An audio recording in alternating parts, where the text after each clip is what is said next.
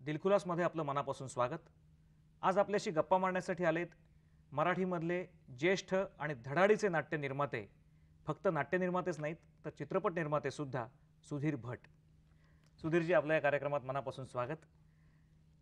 मागच्या 17 वर्षांमध्ये 50हूनही जास्त नाटकांची निर्मिती, एका चित्रपटाची निर्मिती आणि त्याचबरोबर अनेक प्रयोगशील नाटकांची निर्मिती आपण केलीत। या सगळ्या तुमच्या प्रवासाविषयी आपण आज थोडक्यात गप्पा मारणार आहोत। तुमचा स्वतःचा अगदी वेगळ्या प्रकारचा व्यवसाय बाजूला ठेवून 1985 मध्ये सुयोग सारख्या संस्थेची आपण निर्मिती केलीत, त्यानंतर अनेक दर्जेदार नाटकं केलीत। मुळातच तुमचा व्यवसाय हा करता करता नाटकाकडे तुम्हाला यावंसं का वाटलं आणि तुम्ही नाटकाकडे कसे ओढले गेलात? तसं नाटकात काम करायची मला एक आवड होती। म्हणजे साधारणपणे 1985च्या अगोदर जवळपास मी 17-18 वर्ष चाळीतून आणि काम करणं हे सगळं म्हणजे सगळंच बरंचसं करायचं, नुसतं काम करत नव्हतो। एक आवड होती नाटकाची आणि माझा धंदा इंटिरियरचा होता। पण आता नाटकात जर काम करायला लागलं तर त्या धंद्यावर परिणाम होईल म्हणून मी प्रोडक्शन काढायचं ठरवलं। आणि हे काढत असताना म्हणजे जुन्या अत्रींच्या काही नाटकांशी माझा स्टडी होता। म्हणजे जसं आपण 1990ला 3 त्रिकोणाची बेरीज 180 असते, असं जर 90ला आलं तर ते 94 ऑक्टोबरला येतं, 98 मार्चला येतं। 10वीच्या परीक्षेचं सांगतो की 11वीच्या। तर असा जसा एक स्टडी असतो तसं एक 7-8 वर्ष 10 वर्ष त्याच्या अगोदर कोणताही पुरुष बाई झालेला किंवा असं काही नाटक नव्हतं जे विजय चव्हाण बाई होऊन मोरूच्या वंशीत जे केलं आहे आणि लोकांनी एन्जॉय केलं ते। तर हे स्टडी करून मी केलं आणि ते करत असताना मग तो दिलीप कोलटकर दिग्दर्शक किंवा अशोक पत्की म्युझिक करत असताना ह्या सगळ्या गोष्टी एकत्र येऊन आणि विजय चव्हाण, प्रदीप पटवर्धन, प्रशांत दामले हे सगळे एकत्र आणि ती जमलेली टीम आणि त्यावेळचं माझं नशीब, ह्या एका पहिल्याच नाटकाने ते मला खूपच वर नेलं। म्हणजे त्याच्या अगोदरचा इतिहास बघायला गेला तर तो मी नव्हेच जबरदस्त चाललं होतं, किंवा वस्त्रहरण, किंवा मोरूची मावशीनंतर ऑल द बेस्ट। ह्याच्यानंतर आत्ता थोड्या प्रमाणात बघायला गेलं तर यदा मी ह्यांच्या लाईनीत यदा कदाचित। पण प्रत्येक नाटक हे म्हणजे करत असताना आपण असं किती म्हटलं म्हणजे चांगलं नाटक झालं म्हणून ते चालतं असं नाही आहे। पण ते मोरूच्या वंशीच्या मला पहिल्याच नाटकाने इतकं यश दिलं की मग पुढे काही नाटकं पडली तरी ते त्या मोरूच्या वंशीच्या उत्पन्नातून झेलली गेली। सुधीर, तुम्हाला असं जर विचारलं की तुमच्या मनावर त्या काळात त्याच्या आधी तुम्ही बघितलेल्या नाटकांचा प्रभाव तर असेलच, हो पण नाट्य निर्मिती हे एक वेगळं तंत्र आहे। बरोबर आहे। नाट्य निर्मिती करताना अशा कुठल्या निर्मात्यांचा प्रभाव तुमच्यावर होता की हे जशी नाटकं निर्माण करतात तशा पद्धतीने मला नाटक निर्माण करायचंय, तर तुम्ही कोणाची नावं सांगाल? म्हणजे तसं चंद्रलेखा होती किंवा जुन्या टायमाला हे लोक नाट्यसंपदा आणि ही सगळी जी मंडळी प्रोडक्शन चकाचक काढायची त्याच्याकडे माझं लक्ष होतं। म्हणजे पूर्णिमा थिएटर, बबनप्रभू आत्माराम बेंडे, ही सारंग किंवा काणे, म्हणजे अभिजातवाले, हे सगळ्यांची प्रोडक्शन, त्यांच्या नाटकाचं स्क्रिप्ट, त्यांचं सगळं टायमिंग। मी विंगमध्ये उभा राहायचो लहान असताना। म्हणजे साहित्य संघात आमचा एक संबंध होता आणि त्यामुळे आम्हाला बाजूला उभं राहायला मिळायचं। पण ह्या सगळ्या गोष्टीकडे लक्ष देऊन आणि नाटकाकडे यायच्या अगोदर काही नाटकं, चाललेली नाटकं का बंद झाली, किंवा म्हणजे दारूमुळे काय होतं, किंवा एका निर्मात्याच्या इगोमुळे काय होतं, किंवा हट्टामुळे काय होतं, किंवा आतल्या नटांच्या प्रॉब्लेम वादात काय होतं, कळलं? ह्या सगळ्या गोष्टीचा मी खूप स्टडी केला होता, कळलं? आणि ह्या स्टडी करून मी येताना त्या विचारांनी ह्या धंद्यात शिरलो। त्यामुळे मला म्हणजे सुरुवातीपासून तेवढा खूप त्रास झाला नाही।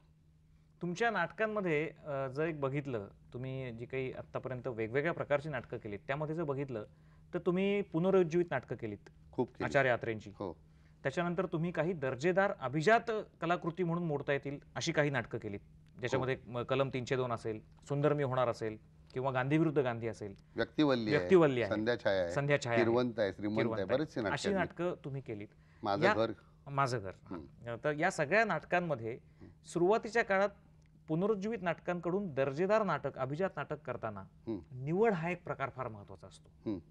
त्याच्यामध्ये तुम्ही निवड करताना लेखकाची आणि संहितेची निवड कशी केलीत सुरुवातीच्या काळामध्ये? नाही काही आहे। आता उदाहरणार्थ गांधी विरुद्ध गांधी नाटक वाचल्यानंतर चंदूचं नाटक चंद्रकांत कुलकर्णीने डिरेक्ट केलं, दळवीने लिहिलेलं, हे खूप आवडलं। म्हणजे नाटक म्हणजे अक्षरशः ते माझ्या काही म्हणजे माझ्याकडे प्रोव्हिजन पैशाची नव्हती म्हणून सोडलं होतं। परत 4 महिन्यांनी मी परत ते माझ्याकडनं खेचून घेतलं। पण म्हणजे प्रोडक्शन म्हणून बघायला गेलं तर मग त्यात एक गोष्ट होती की की 8-9 लोकेशन दाखवायची का, का लेवलवर करायचं, का वेगळे सेट लावायचे? तर मी म्हटलं म्हणजे कमर्शियल जो प्रेक्षक आहे त्याच्यासाठी ते वेगळे सेट लावायचे. म्हणजे प्रत्येक म्हणजे त्यांचं घर, जेल सगळे ह्या गोष्टी मांडा, असं मी चंदूला सांगितलं होतं. मी जसं बऱ्याच वेळी म्हणजे असं कलम 302 करत असताना की ते बावलं, जे रामदास पादीने दिलं होतं म्हणजे विकत, पण ते त्यांच्याकडनं आणणं किंवा असं या प्रोडक्शनकडे आमचा सतत सुयोगचा विचार नेहमी चांगला असतो. संहितेची निवड करताना हं. तुम्ही संपूर्णपणे स्वतःच्या मनाचंच त्याच्यामध्ये ऐकलत का तुम्हाला बाकीच्या काही गोष्टी किंवा आणखीन कोणाला या संहितेविषयी मतं विचारावीत अशी कधी वाटली? नाही कारण साधारणपणे आमचं एक टीमवर्क आहे म्हणजे बऱ्याच लोकांचं आम्ही म्हणजे मी आहे, माझा जोडीदार गोपाळ अलगिरी आहे किंवा विजय केंकरे असतो किंवा मंगेश आहे, कोणी कोणी अशी एक टीमवर्क आहे, टोटल वामन आहे किंवा चंदू, असे बरेच जण असं एक स्क्रिप्ट वाचताना आम्ही एकत्र येऊन ते ठरवतो. कधी कधी 2 जणांचं मत त्या नाटकाविषयी नसतं, कळलं का? कधी कधी त्या दिग्दर्शकाचा लेखकावर एक काय वेगळाच प्रॉब्लेम असतो त्यांचा किंवा काय, पण एक वेळा असं ठरलं की हे करायचं, मग ते कोणत्या पद्धतीने कसं चांगलं करावं याचा आम्ही सतत एक मुळातच विचार करत असतो आणि ते आज ठरून उद्या होत नाही. साधारणपणे ह्या सगळ्या गोष्टी आमच्या एक कमीत कमी 1 वर्ष 6 महिने प्लॅन्ड असतात. या सगळ्या नियोजनाचा तुम्हाला फायदा झाला असेलच. तुम्ही आजपर्यंत अनेक परदेशवाऱ्या मराठी रंगभूमीवरच्या कलाकारांना घेऊन केल्यात. त्यातल्या फायद्याचा विचार न करता त्यातल्या अनेक वेळा तुम्हाला तोटाच झाला हेही मला माहिती आहे. या सगळ्या तुमच्या पुढच्या प्रयोगांविषयी, धाडसाविषयी आपण बोलणार आहोत. पण त्याच्या आधी आपण घेऊयात. आज आपल्याशी बोलण्यासाठी आलेत मराठीतले ज्येष्ठ नाट्य निर्माते सुधीर भट. सुधीर, आपण आत्ता तुमच्या वेगवेगळ्या प्रयोगांविषयी बोलतो आहोत. मला एक असं निरीक्षण करावंसं वाटतं किंवा तुमच्यापुढे मांडावंसं वाटतं की तुमच्या बहुतांश नाटकांमध्ये लोकप्रिय कलाकार असतात. हो.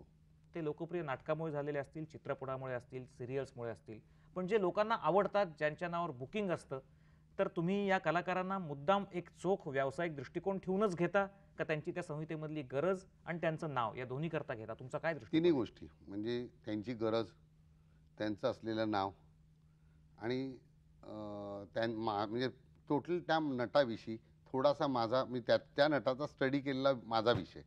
म्हणजे एका नटाचे बाकीचे अगोदरकडे कोणाकडे काम केलं तर त्याचे प्रॉब्लेम काय, त्यांनी काय मांडले आहेत किंवा काय केलं आहे, हे सगळं साधारण लक्षात घेऊन करतो.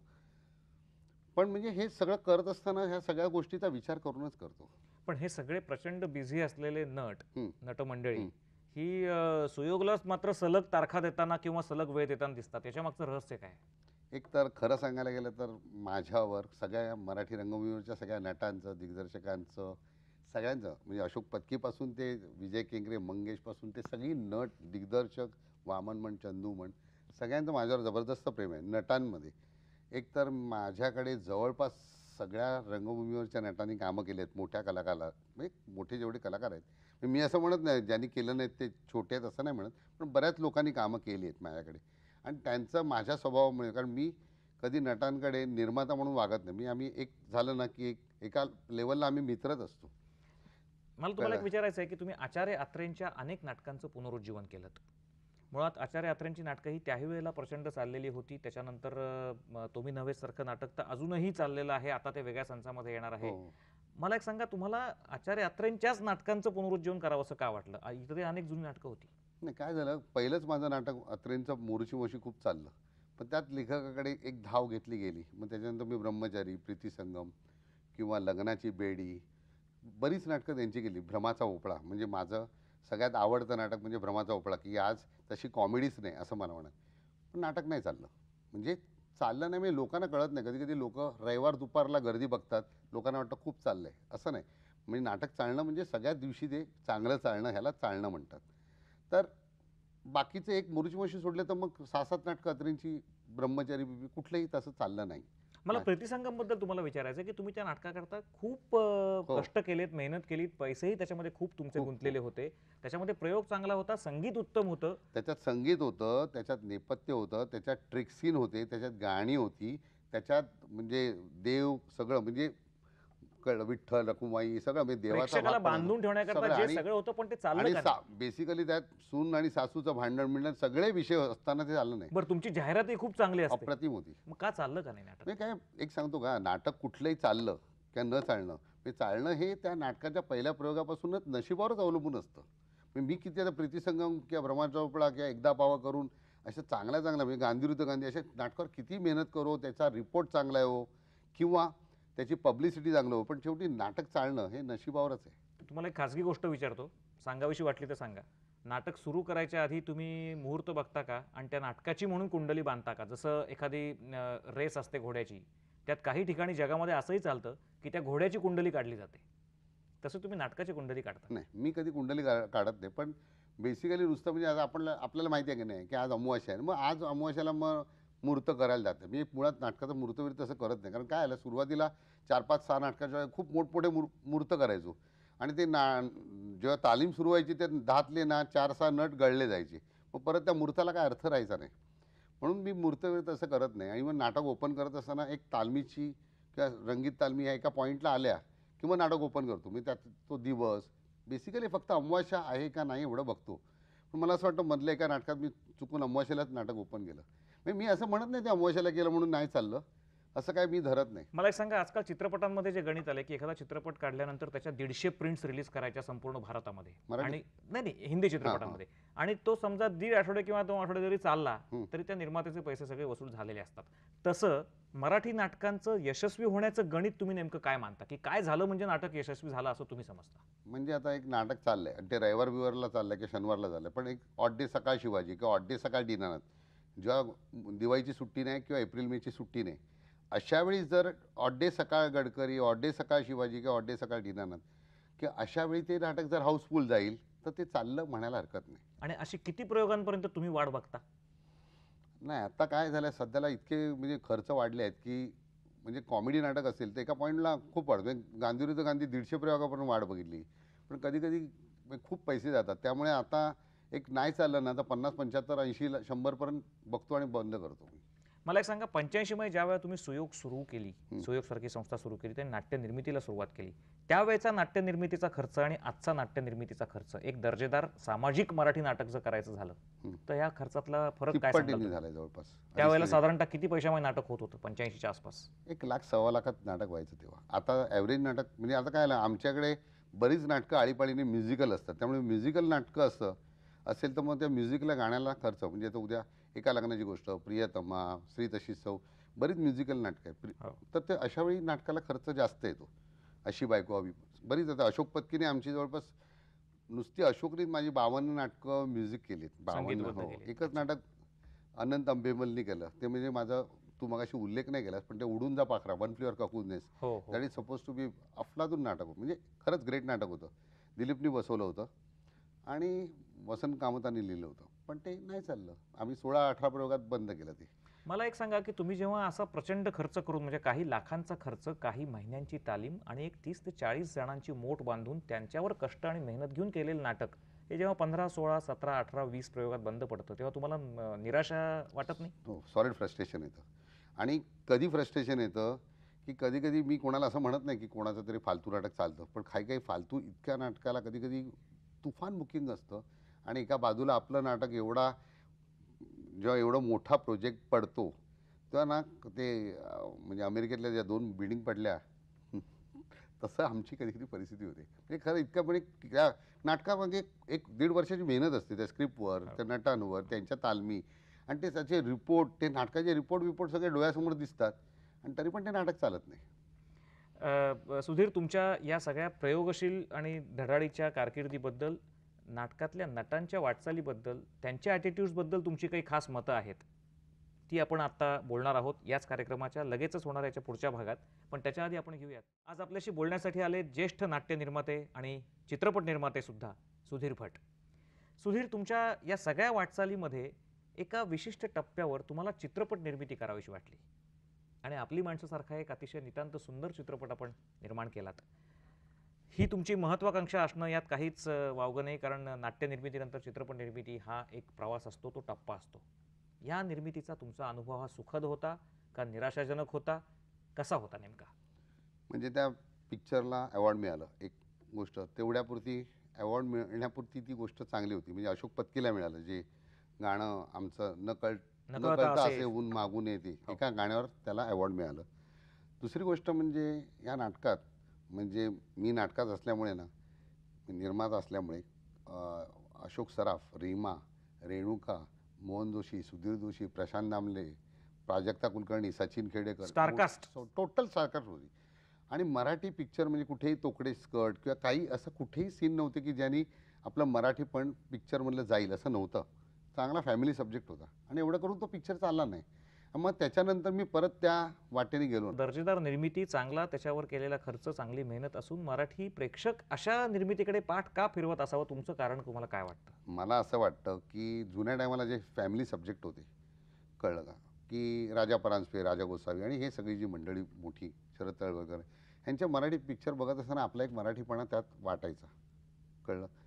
तो मधल्या पट्ट्यातनं निघून गेला. म्हणजे हिंदी पिक्चरमध्ये श्रीदेवी किंवा कुणी एक काही तोकडे कपडे घालणं सेम मराठी पिक्चरमध्ये यायला लागलं. मग लोकांचं मत काय, मग मराठीतलं कोल्हापूरचं शूटिंग बघण्यापेक्षा मग ते स्वित्झर्लंडचं श्रीदेवीला बघितलेलं बरं ना. मग ते एकसारखं तेच नट आणि त्या स्क्रिप्ट आणि त्या कॉमेडी, वेगळे विषय काही नाही तसं मोठं.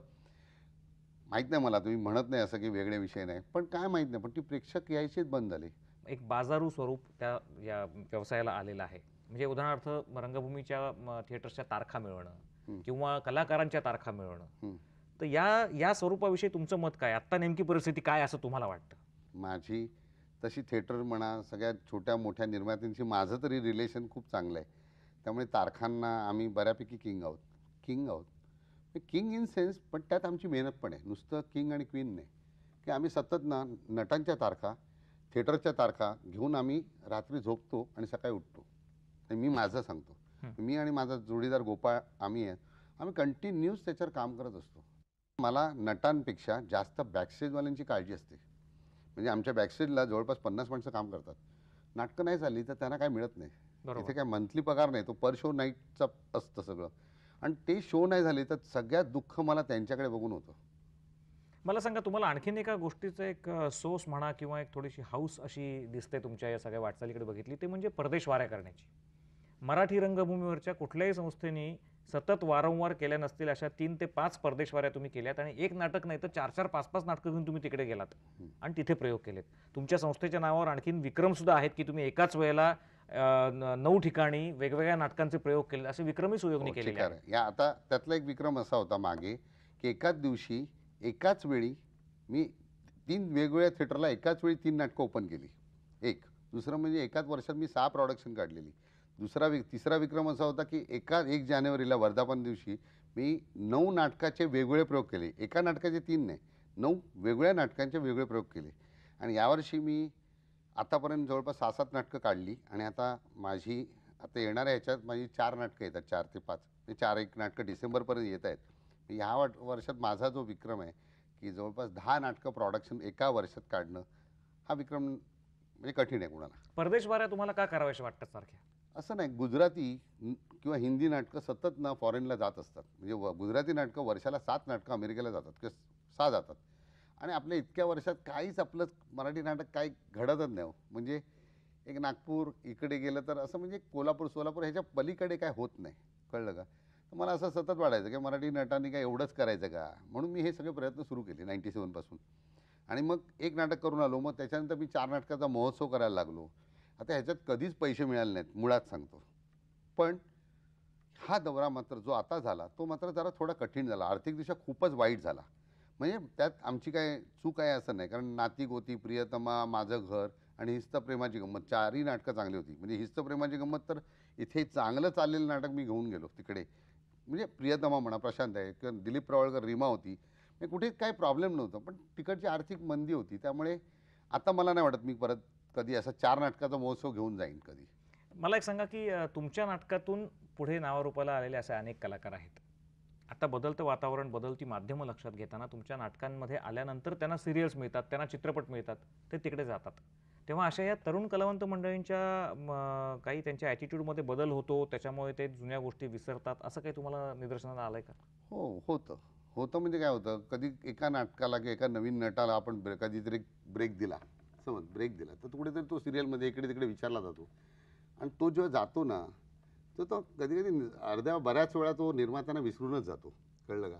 आणि मग तो परत सगळं फिरून येतो, अराउंड द वर्ल्ड करून येतो आणि मग परत नाटकाकडेच येतो. कारण काय, सिरियलची परिस्थिती आता अशी आहे की सिरियलला जुन्या टायमाला जर एका नटाला 3,000 रुपये 15 दिवसांनी मिळत असतील, तर आज त्याला तशाच पद्धतीच्या सिरियल एक 800 रुपये पण ते 5 महिन्यांनी मिळतात किंवा 4 महिन्यांनी मिळतात. आणि नाटकात नाईट कॅश मिळते मुळात.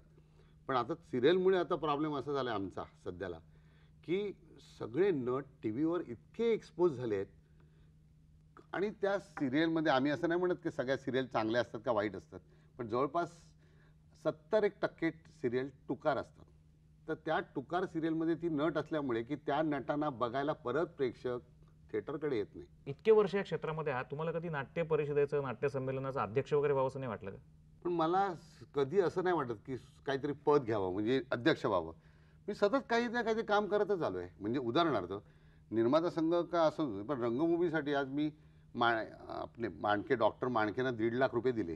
ते एवढ्याचसाठी दिले आहेत की जेव्हा हॉस्पिटल 1.5 लाख हे मांडकेंना काहीच नाही, ते एका विटेसारखे आहेत. हो. म्हणजे त्या हॉस्पिटलच्या एका विटेसारखे आहेत. पण जेव्हा हॉस्पिटल पूर्ण होईल तेव्हा रंगभूमीवरच्या कोणत्याही नटाचं ऑपरेशन किंवा बायपास काय करायचं असेल तर ते फुकट होईल. फुकट म्हणजे नॉमिनल, अत्यंत नॉमिनल चार्जेसमध्ये फक्त आमच्या चिठीने होईल. मला असं वाटतं की कधीतरी एक 4-5 रूमचं छोटंसं हॉस्पिटल मी काढावं. कोणासाठी? आमच्याच लोकांसाठी. एक की आता बरेच बॅकस्टेजवाले येतात, त्यांचे इन्शुरन्स असावे. कारण काय, ह्या लोकांना प्रॉव्हिडंट फंड ग्रॅच्युटी आणि काही नाही आहे. ते जरा थकले की तिकडे ते संपतात. तर ते एक कायदे करावं की बऱ्याच गोष्टी मला करायच्या आहेत. तुमची येणारी प्रोजेक्ट्स नेमकी कशी असणार आहेत? विक्रम आणि स्वातीला घेऊन एक नाटक येत आहे, ते म्हणजे न कळत सारे घडली. दुसरं लगेच येत आहे कौतुक म्हणून, म्हणजे अतुल परचुरे आणि अमिता खोपकर अशा पद्धतीत अशोक पाटोळेंनी लिहिलं आहे नाटक. त्याच्यानंतर तिसरं लगेच ते मंगेश डिरेक्ट करतोय. पहिलं नाटक विजय केंकरे करतोय. लगेच नोव्हेंबर एंडला येत आहे तुझी माझी जोडी. त्याच्यात विजय केंकरे डिरेक्ट करतोय आणि विजय स्वतः काम करतोय, रीमा आणि विजय. नंतर लगेच एक नाटक येत आहे डिसेंबरला, ते म्हणजे आप्पा आणि बाप्पा. पुढच्या 10 वर्षात मराठी रंगभूमीचं स्वरूप काय असेल आणि मराठी नाटकं या आव्हानांना तोंड देऊ शकेल का? तुमचं काय मत? आता सिरियलचा, तुमच्या कुठल्याही सिरियलचा नाटकावर काही परिणाम होत नाही. एक, त्यामुळे ह्या संकटातून आम्ही गेलो. फक्त एकच संकट आहे, ते म्हणजे थोडंसं क्रिकेट मॅचचं. इंडिया पाकिस्तान का असेल किंवा काही असं जे मॅच असल्या की त्या दिवशीचं जरा संकट येतं, पण ते त्यावेळी येतं. कारण आपण कधी फायनलला कोण येतं हे काय सांगू शकत नाही. तर त्यामुळे ते संकट येतं. आणि मला जर विचाराल तर हिंदी पिक्चर, मराठी पिक्चर आणि सगळं जर लक्षात घेतलं तर आज मराठी थिएटर सगळ्यात चांगलं चाललं आहे. म्हणजे तुम्ही म्हणाल काय सगळी नाटकं धो चालली असं नाही, पण बरीचशी 8-10 नाटकं चांगली चालली आहेत. कळलं? आणि मराठी थिएटर आहे ना, हे तसं मला आता नाही वाटत खाली येईल.